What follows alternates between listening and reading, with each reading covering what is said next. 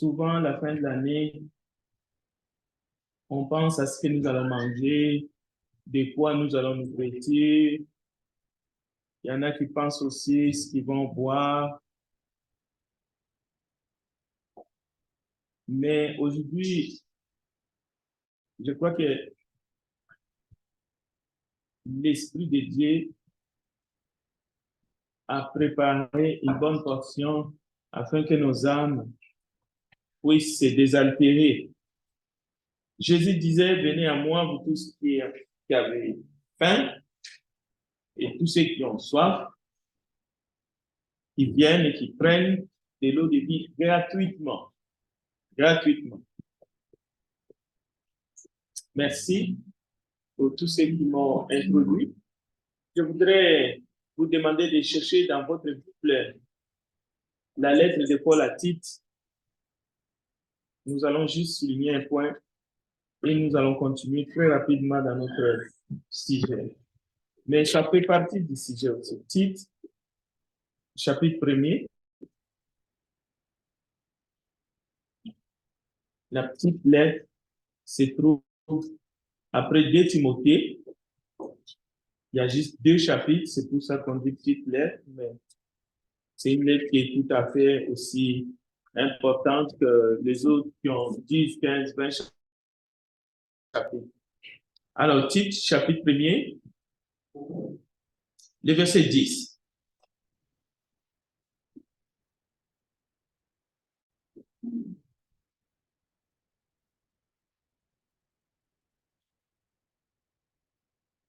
Après avoir reçu l'instruction d'établir des anciens, des conducteurs fidèles, pas pour qu'ils puissent avoir des postes, comme certains le pensent. C'est pas de la noblesse, mais c'était pour lutter contre ceux qui enseignent les fausses doctrines. Voilà pourquoi Tite était chargé d'organiser l'église qui était à Crète. On ne devient pas ancien comme on reçoit une promotion au travail. On a établi les anciens, oui, pour conduire, c'est des conducteurs fidèles, mais leur objectif premier était de lutter contre ceux qui enseignaient les fausses doctrines.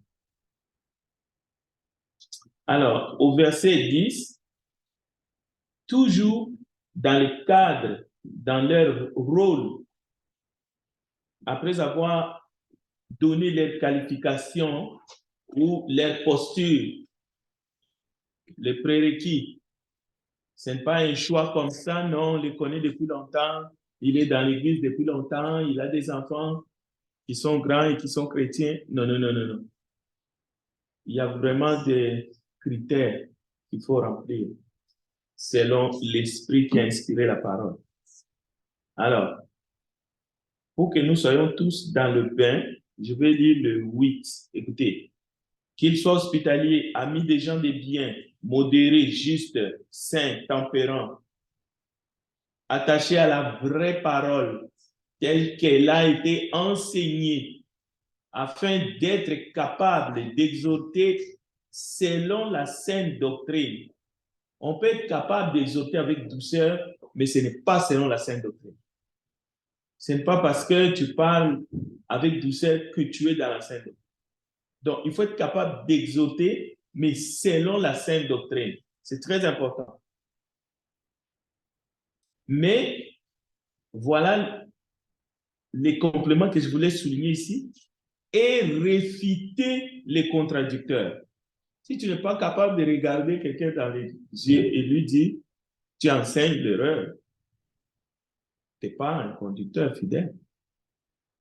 Parce que tu es quelqu'un, tu es bon pour des négociations, tu es bon pour la diplomatie, tu es bon peut-être pour travailler dans d'autres tâches. Mais en ce qui concerne la doctrine du Seigneur Jésus, il regardait en face les pharisiens et les scribes et il les disait exactement ce qu'ils devraient savoir pour éviter le feu de l'enfer. Ce n'était pas la haine. C'est pour cela la parole de Dieu est comparée à un marteau et au feu. Et nous verrons ça peut-être vers la soirée. dans le message de la fin de l'année. Bien. Alors, maintenant, saisissez bien le verset 10. Il y a en effet, surtout, pas seulement, pas uniquement. Cela veut dire, ce n'est pas la chasse aux sorcières. Ce n'est pas, on veut montrer une communauté, entre guillemets. D'ailleurs, ça n'a rien à voir de tout cela. Vous allez voir, c'est le but de l'introduction de l'enseignement de ce matin. Jamais le Saint-Esprit peut agir comme Monsieur tout le monde en voulant s'apprendre à une communauté comme on le fait souvent. Ah, vous savez, ce peuple-là, c'est un peuple violent. Il n'a pas entendu. Imaginez si toutes les générations, on disait qu'un peuple est violent, parce qu'aujourd'hui, parmi ces peuples, il y a des gangs qui coupent la tête des gens et aussi qui tuent les gens à bout portant. Et on va dire que toutes les générations, ce peuple-là, c'est un peuple violent. Mais c'est ce qu'on fait aujourd'hui avec la communauté juive. C'est ce qu'on essaie de faire. Mais sur tous les plans, même sur le plan du salut, non, c'est faux. Ce ne sont pas tous des incrédules. Ce sont pas tous, c'est pas tous qui ont rejeté Jésus.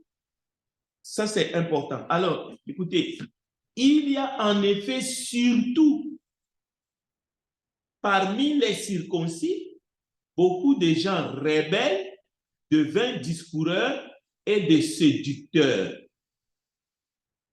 auxquels il faut fermer la bouche.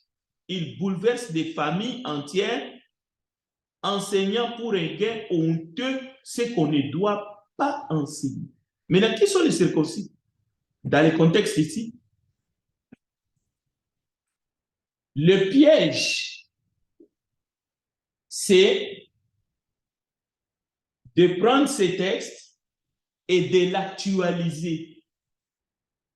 Aujourd'hui, il y avait parmi les circoncis, selon l'esprit qui anime Paul au moment où il écrit.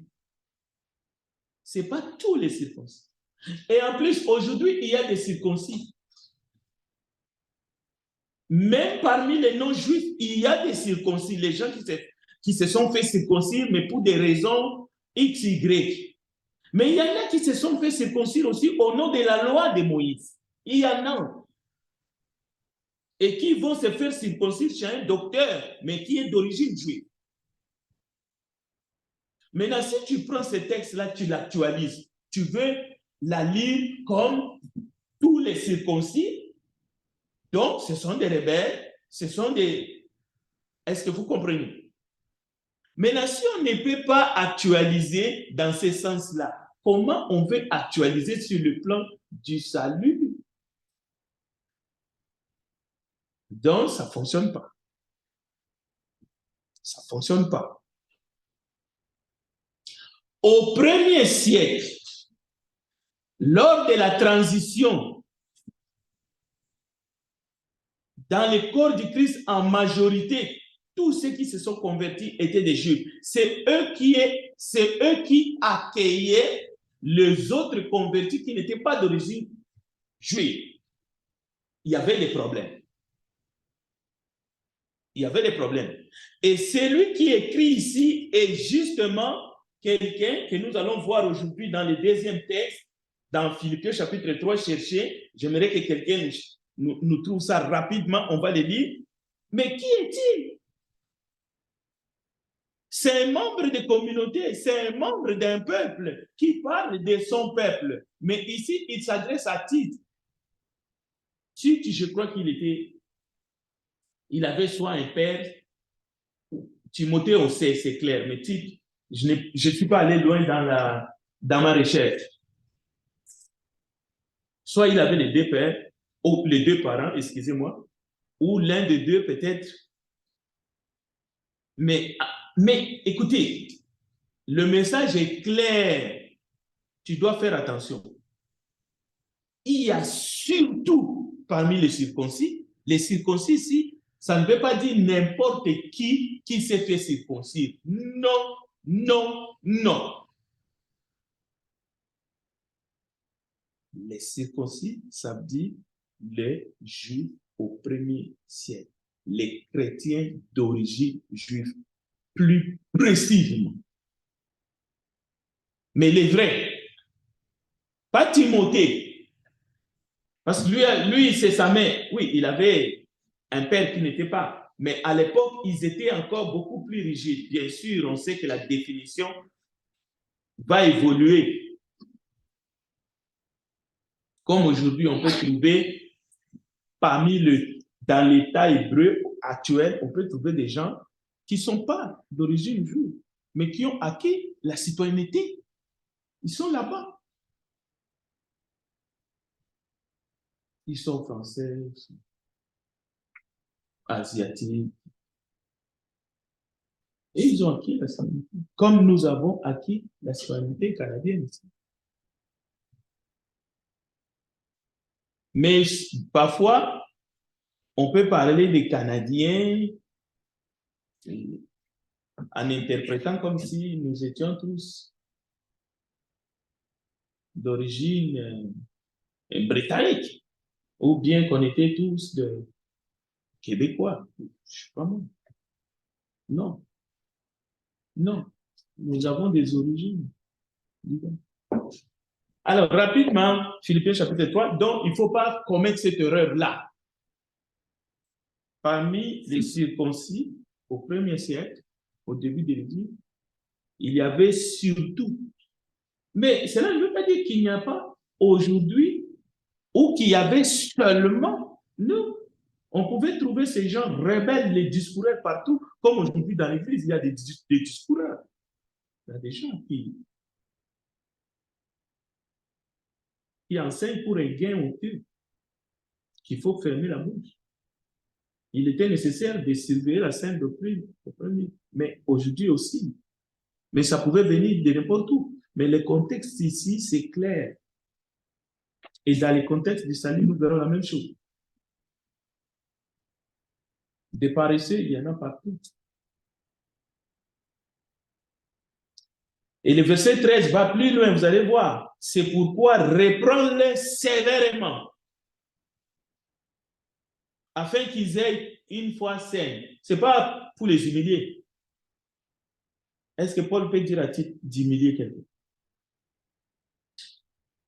C'est quoi le but de la prédication à ce moment-là? Si ce n'est pas de sauver les hommes. Pourquoi on peut avoir des idées noires au point de penser que la prédication de l'évangile est devenue une chicotte dans le but d'humilier quelqu'un, baisse ton pantalon, on va te chicoter? Pourquoi on peut être si méchant?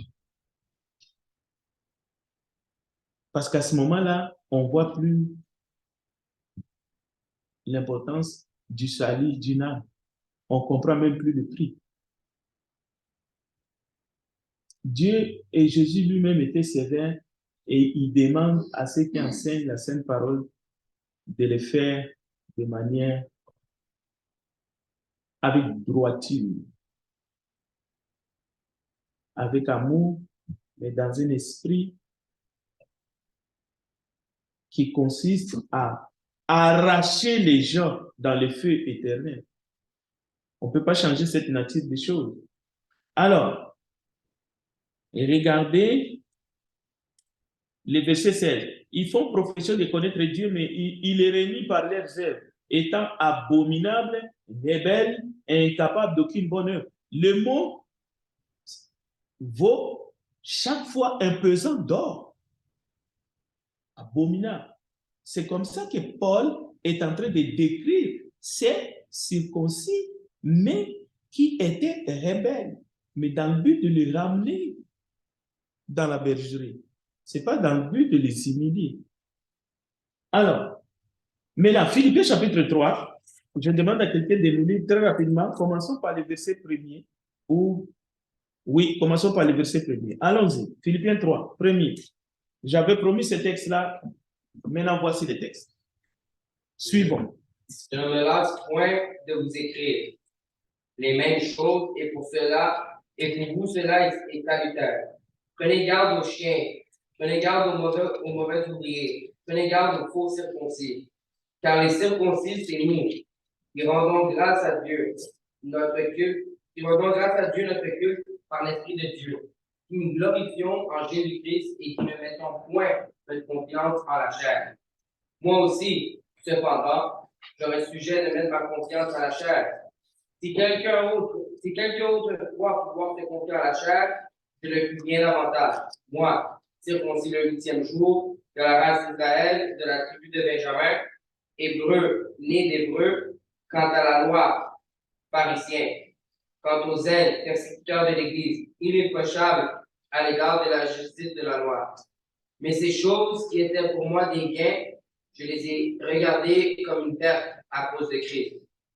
Et même, je regarde toutes choses comme une perte à cause de l'excellence de la connaissance de Jésus-Christ, mon Seigneur, pour lequel j'ai renoncé à tout. Je les regarde comme de la boue afin de gagner Christ. Continue. Oui, jusqu'au verset 9. Okay. Et d'être trouvé en lui, non avec ma justice, celle qui vient de la loi, mais avec celle qui s'obtient par la foi en Christ, la justice qui vient de Dieu par la foi. Afin de connaître Christ et la puissance de sa résurrection et la communion de ses souffrances, en devenant conforme à lui dans sa mort, pour parvenir, si je puis, à la résurrection d'entre les morts. Ce n'est pas que j'ai déjà remporté les prix ou que j'ai déjà atteint la perfection, mais je cours pour tâcher de les saisir, puisque moi aussi j'ai été saisi par Jésus-Christ. Frère, je ne pense pas l'avoir saisi, mais j'ai fait une chose, oubliant ce qui est en arrière et me portant vers ce qui est en avant. Je cours vers le but pour remporter le prix de la vocation céleste de Dieu en Jésus-Christ. Les thèmes que nous venons de passer du temps se terminent ici. Il n'y a pas moyen d'ajouter un seul mot. Tout est dit. La messe est dite.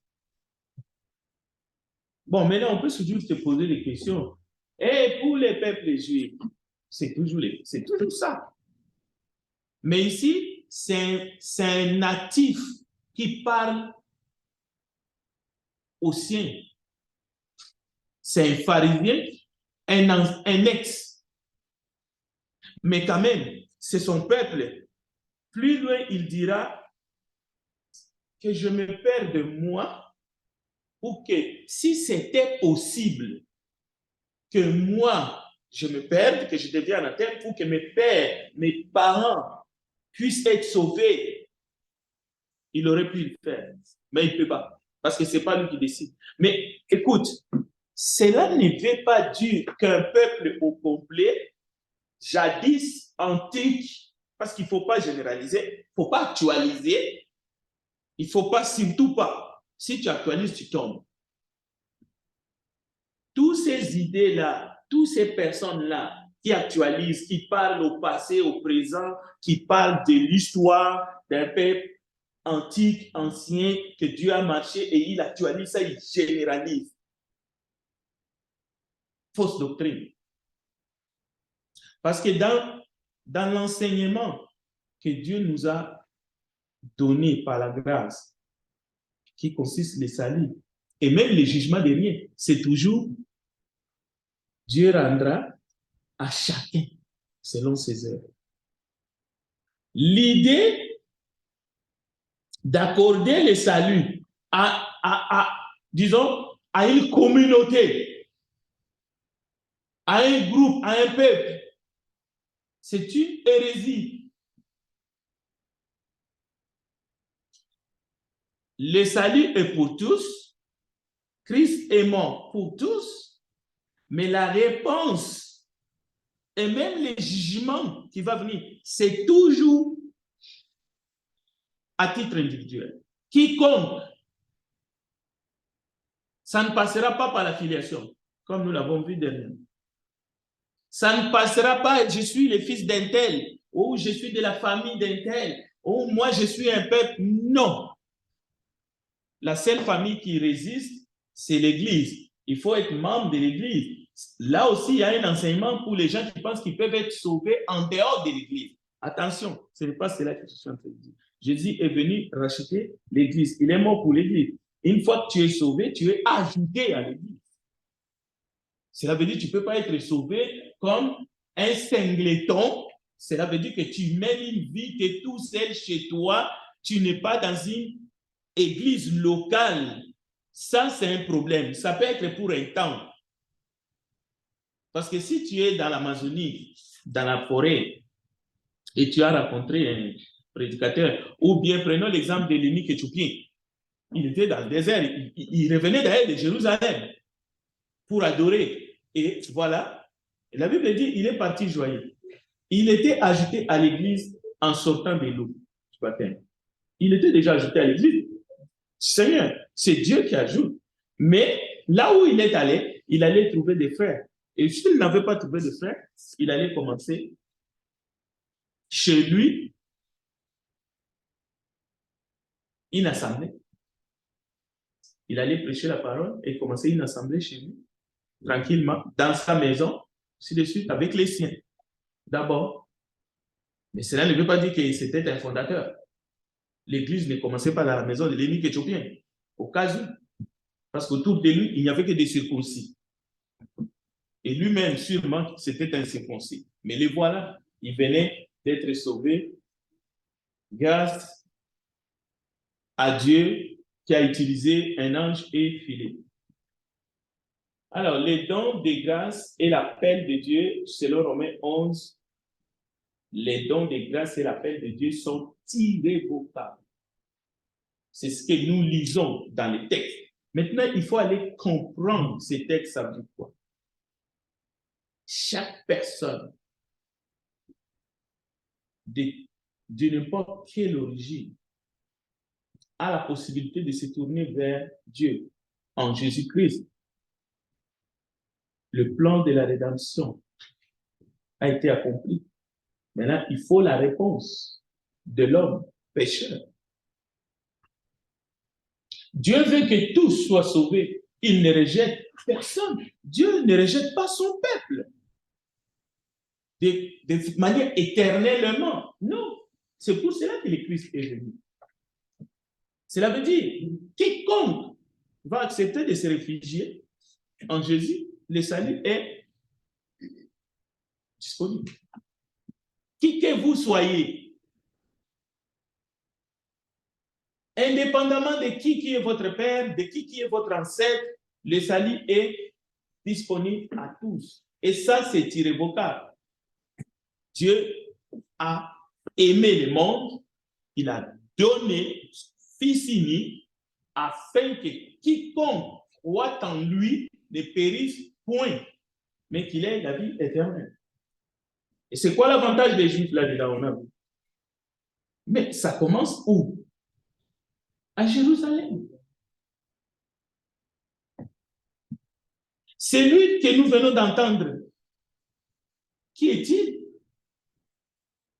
Nous verrons que Jésus va se retrouver à Capernaum dans la maison de qui? De Simon-Pierre. Et qui est Pierre?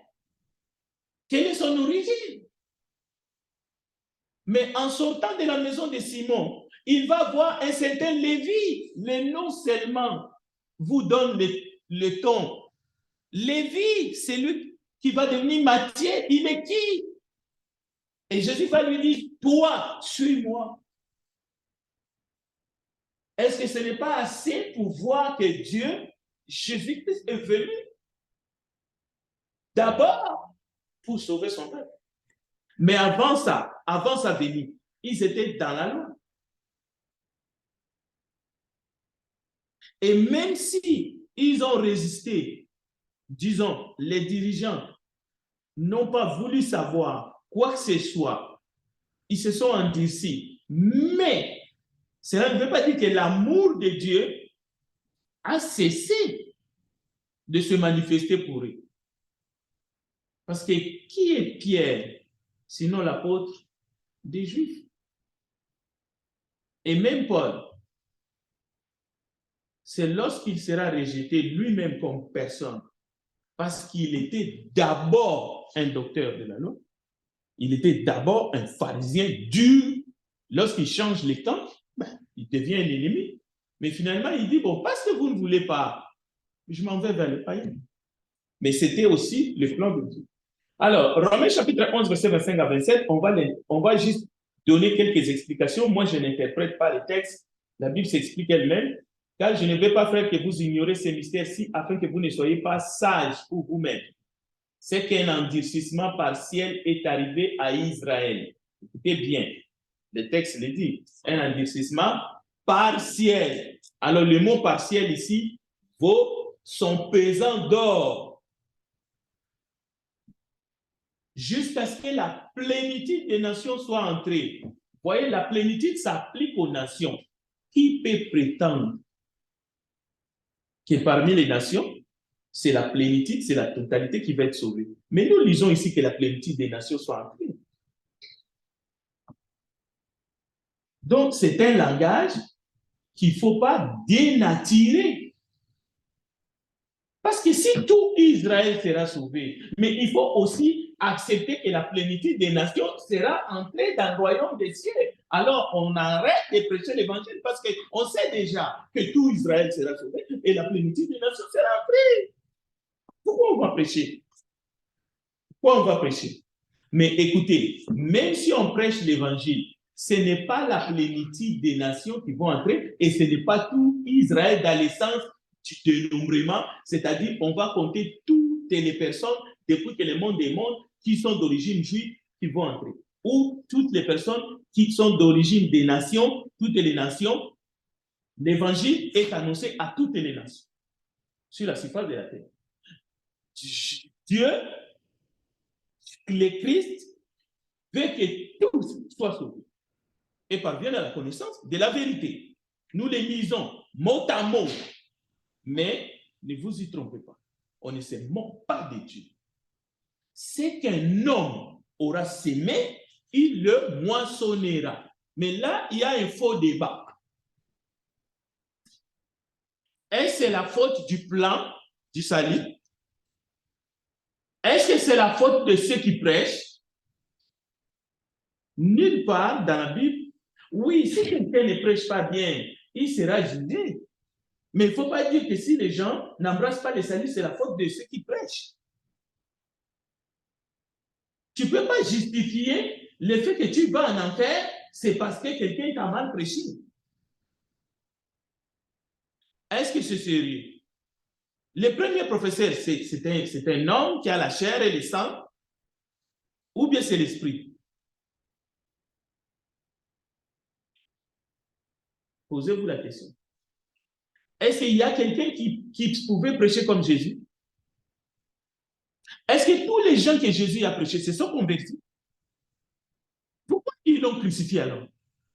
Cela veut dire que Jésus ne savait pas prêcher. Au fait, Jésus n'a jamais bien prêché parce que toutes des villes sont restées incrédules et d'ailleurs, lui-même, combien de fois on a essayé de les précipiter au bord d'une colline? Non, il faut comprendre. Il faut comprendre. Oui, la parole est un manteau. La parole est comparable au feu. La parole de Dieu, quand il vient ici, ça ne doit pas retourner avant de produire les effets. C'est comme la pluie, d'accord? D'accord. Mais attention. Dieu nous a créés à moitié, vous pensez?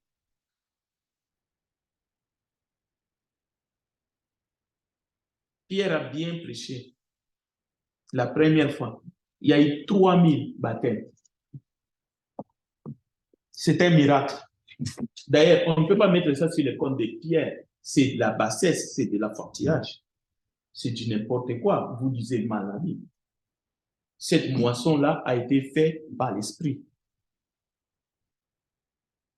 C'est l'Esprit qui est en action. Parce que c'est la venue de l'Esprit. Ne mettez pas ça dans le compte. Lui, c'est juste un instrument. Bon, maintenant, Étienne a mal prêché parce qu'il a été lapidé. Ah oui, c'est parce qu'il ne savait pas parler. Vous pensez vraiment? Alors que la Bible dit, il a vu Jésus, il a vu le ciel ouvert, Étienne et Jésus à la droite de Dieu, et on s'est précipité sur lui et on l'a lapidé. C'est parce qu'il ne savait pas prêcher.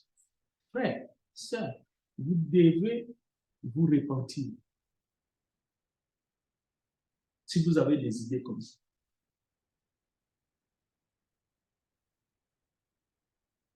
Regarde.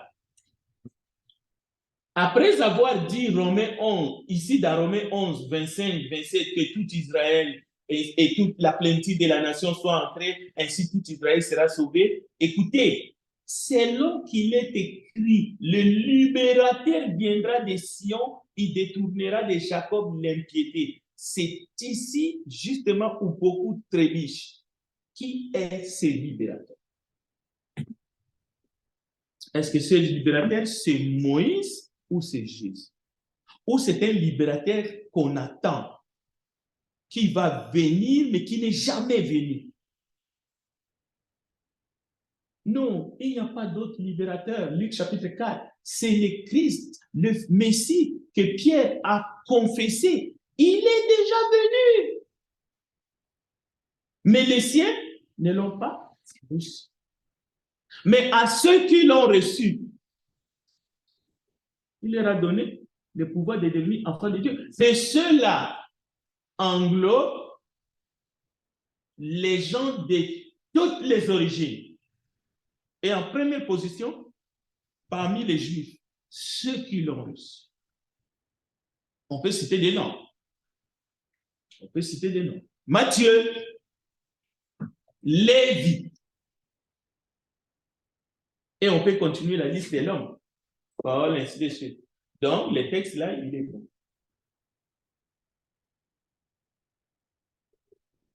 Donc, je vous rappelle que la conclusion, c'est Philippiens chapitre 3. Vous savez pourquoi je ne veux même pas commenter ce texte? Parce que la tendance, c'est d'actualiser. C'est d'actualiser. Il ne faut pas actualiser. Parce que nous avons des frères. Nous sommes comme eux. Nous sommes tous dans le même bateau. Attention.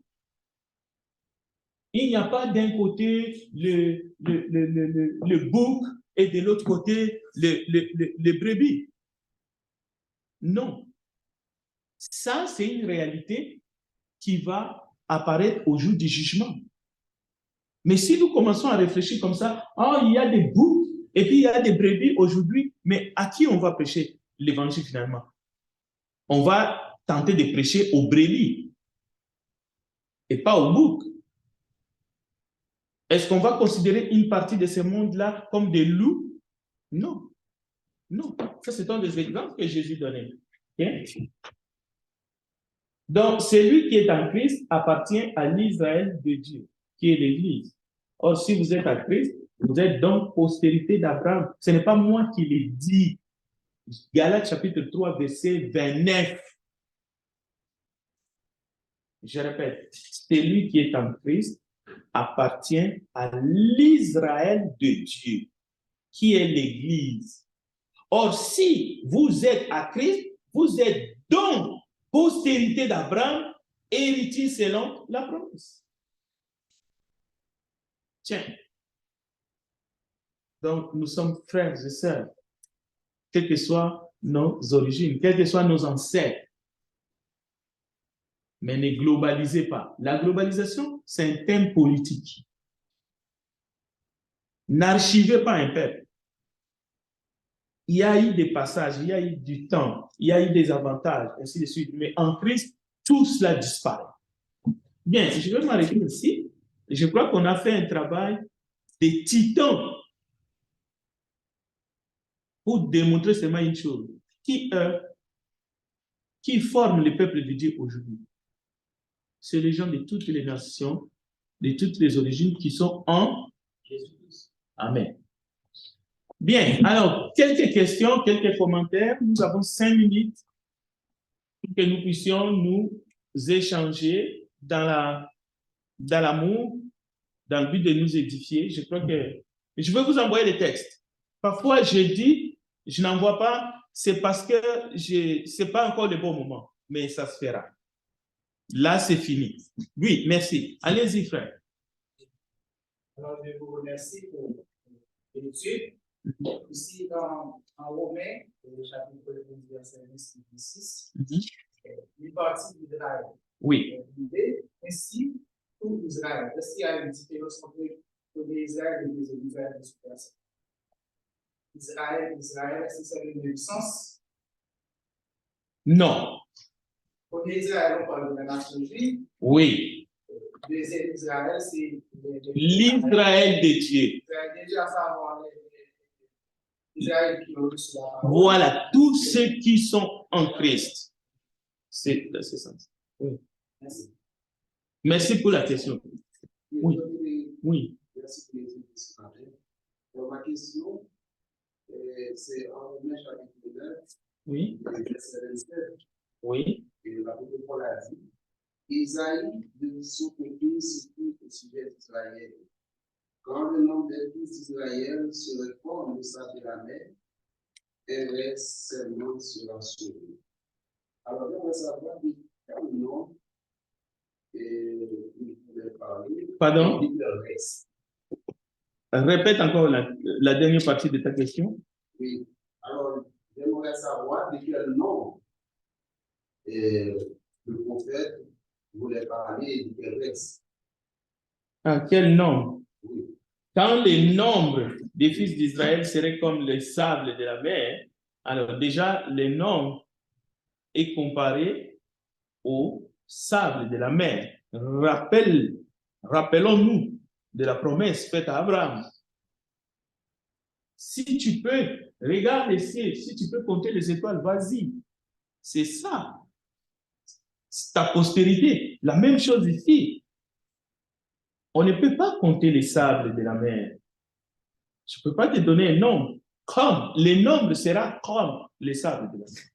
Donc, il n'y a pas un nombre que moi, je peux aujourd'hui, ou qui que ce soit, pourrait donner, parce qu'Abraham lui-même était incapable. Lorsque l'Éternel lui a dit, compte, si tu peux. Voilà. Alors, un reste seulement, oui, c'est une quantité, comme nous venons de le voir dans Romains chapitre 11 aussi. Car le Seigneur exécutera pleinement et promptement sur la terre ce qu'il a résolu. Qu'est-ce que le Seigneur a résolu? C'est de sauver. Mais lorsque ça sort de la bouche de l'Éternel, c'est la totalité. Dieu parle toujours de la totalité. Parce que c'est ça son désir le plus profond, c'est tous soient sauvés. C'est pour cela ceux qui enseignent que Jésus-Christ n'est pas mort pour tous. Il n'est pas mort pour tous, il est mort seulement pour un nombre que Dieu avait déjà déterminé. Ça, c'est la force doctrine. Jésus est mort pour les péchés du monde entier. Vous voyez? Donc, les prémices, c'est-à-dire ce que Dieu veut, c'est que tous soient sauvés et parvenir à la connaissance du saint. Dieu est un Dieu d'amour. Dieu ne nous a pas créés pour que nous puissions nous perdre. Il ne veut pas nous perdre. Et même celui qui tombe, je pensais vraiment que cette question allait venir. C'est lui qui a fermé son cœur hier. Il peut l'ouvrir aujourd'hui. Quand la Bible dit, et ils se sont endurcis, vous avez cru. Mais de même, eux aussi, s'ils s'ouvrent, ben, ils seront sauvés. C'est ça justement la bonté de Dieu.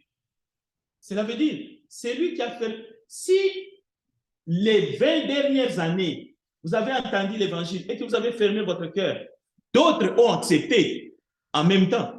Mais aujourd'hui, vous entendez le message de l'évangile. Vous pouvez accepter le message de l'évangile aujourd'hui. C'est ça Jésus disait, que la porte est ouverte.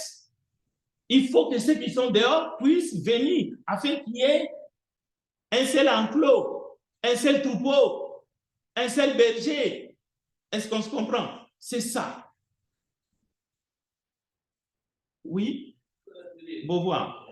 Les Juifs qui sont attachés directement à Torah, au décalogue, qui ne sont pas acceptés Jésus comme leur sauveur. Est-ce qu'ils seront perdus ou sauvés? Je préfère dire les personnes. Parce qu'il y a les Juifs qui sont directement actifs. Mais il n'y a pas que les Juifs. Je corrige juste la formulation de la question parce que on peut glisser en voulant répondre. tous ceux qui sont attachés à la loi, c'est ce que la Bible enseigne, tous, quelle que soit leur religion. La loi a été donnée à Moïse, la grâce et la vérité sont venues en Jésus. Toute personne, indépendamment de son origine, qui ne s'attache pas à Christ ne pourra pas. Alors, personnaliser ça en disant les Juifs qui, ça nous amène dans une fausse route, fausse piste.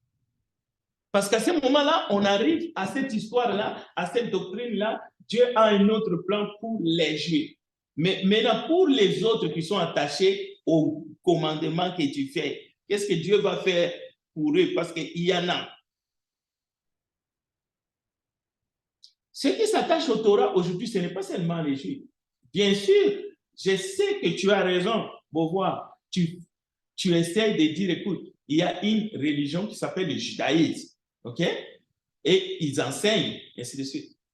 Mais aujourd'hui, nous avons aussi des Juifs messianiques. Mais attention, il y a d'autres religions aussi qui s'attachent au Dieu des Hébreux, mais selon l'ancienne alliance. Il y a nombreux qui sont là. Maintenant, si on dit que eux, ils vont avoir une deuxième grâce, maintenant, c'est là maintenant qui sont aussi des millions et des milliards. Donc, tous ces enseignements-là ne résistent pas à la prédication de l'évangile de Christ, qui est la grâce de Dieu pour tous, sans exception. Oui. Vas-y, Kerly. Oui. Même dans la transfiguration, vous voyez qu'on présente Moïse et Élie, Jésus-Christ. Et Dieu a parlé. Dieu a dit, c'est lui, est mon fils, bien-aimé, écoutez-le. Aujourd'hui, c'est Jésus-Christ le seul pour moi. Voilà, c'est ça. Mais je vous conseille de lire Deutéronome 31. Ce sont des textes que j'ai préparés, mais... Oui. Par rapport à la question de voilà. Mm-hmm. 2 Corinthiens chapitre 3, verset 15, Oui. verset 16. Mm-hmm. Je dis, c'est Paul qui a écrit, jusqu'à ce jour, pendant Moïse, le voile est jeté sous le cœur. Mais lorsque les cœurs se convertissent au Seigneur, le voile est rejeté. C'est-à-dire que qu'il soit juif ou chrétien, pas rien qui n'est pas. Donc, si quelqu'un n'obéit pas à l'évangile, ou bien s'il s'attache à la loi de Moïse, qu'il soit juif ou qu'il soit grec, ou qu'il soit n'importe qui. Donc, c'est que là, le voile est rejeté. Et Jésus, le voile qui peut enlever si et seulement. Voilà. Alors, l'idée que lorsque Jésus reviendra, ça va se faire comme Révolus dit, ce n'est pas vrai. Jésus revient pour le jugement. C'est maintenant que le salut est à la portée de tous. Amen. Donc, il y a une religion qui voulait pratiquer les deux. Bon, ça c'est le mensonge. Ouais, c'est beaucoup de dénominations font ça. Bon, voilà. Beaucoup de dénominations, c'est ça. Ils prêchent la loi et la grâce en même temps. Ils mélangent Moïse et Jésus-Christ. Au fait, ils les mettent sur le même pied d'égalité. Ces gens-là n'arriveront pas. Parce que Jésus ne permet pas. Tu ne peux pas mélanger la loi et la grâce en même temps. Non. Il y a la loi de Christ, mais pas la loi dans le sens que tu peux acquérir le salut par tes propres mérites, comme c'était enseigné au temps de la loi. Non. Il fallait d'ailleurs observer toute la loi, parce que quand tu brisais un seul commandement, tu brisais tout. Alors, prêcher les gens la loi, c'est être un faux docteur, un faux enseignant, au fait, un conducteur des aveugles. Donc, il faut vraiment faire la part des choses. Alors, merci pour ce point. Mais pour compléter votre information, il faut lire Deutéronome 31, 32, 33. Vous allez voir comment est-ce que Josué et Moïse ont averti le peuple hébreu antique, justement, sur leur désir d'observer. Ils disaient, nous allons observer, nous ferons, vous verrez. Mais Josué leur a dit, démons vivants, vous n'arrivez même pas. Mais quand je ne serai pas là, vous ferez pire. C'est ce qu'ils ont fait. Donc, Mais Dieu avait préparé que nous tous, nous puissions arriver au salut par Jésus-Christ. Amen. Amen. Terminons par là. Nous te bénissons, Dieu de grâce, Dieu d'amour, Dieu de compassion, parce que tu as jugé bon d'envoyer ton Fils afin que toutes les nations et toutes les générations puissent obtenir le salut par la grâce, par le moyen de la foi. Bénis ces temps que nous passons ensemble, fortifie chacun ici, y compris ceux qui nous suivent, Seigneur de très loin. Fais-nous du bien, remplis-nous par ton esprit ce matin. Nous voulons t'offrir un culte agréable, une adoration en esprit et en vérité, car tu es un Dieu bon et un Dieu merveilleux. Nous te le demandons, Père, au nom de Jésus-Christ, notre Sauveur. Amen. Amen.